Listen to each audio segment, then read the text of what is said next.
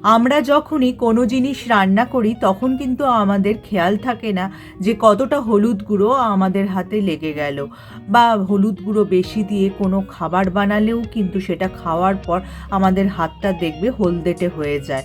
আবার অনেক সময় যদি হলুদ দিয়ে আমরা কোনো ফেস প্যাক বানাই তারপরেও কিন্তু হাতটা দেখবে হলদেটে হয়ে যায়। তাই আজকের বিষয় হলো ভিডিওর যে ঘরোয়া উপায়ে হাতের হলদেটে ভাব কিভাবে দূর করবে, কারণ হাত হলদেটে হয়ে থাকলে কিন্তু দেখতে একদমই ভালো লাগে না। প্রথম যে উপায়টা সেটা হলো, তোমরা যদি 1 চামচ বেকিং সোডার সাথে সামান্য একটু লেবুর রস মিশিয়ে পেস্টের মতো তৈরি করে নাও, তারপর সেটা সারা হাতে নোকের উপর লাগিয়ে 10 থেকে 15 মিনিট রেখে দাও।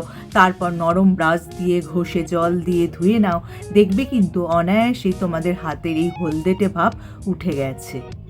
এবার যে উপায়টা বলবো সেটা কিন্তু খুবই সহজ উপায়। তার জন্য তোমরা কাঁচা দুধ একটু হাতে নিয়ে নেবে, তারপর ভালো করে ঘষে কিছুক্ষণ রেখে জল দিয়ে ধুয়ে নাও, দেখবে কিন্তু হাতের এই হলদেটে দাগ অনায়াসেই উঠে যাবে।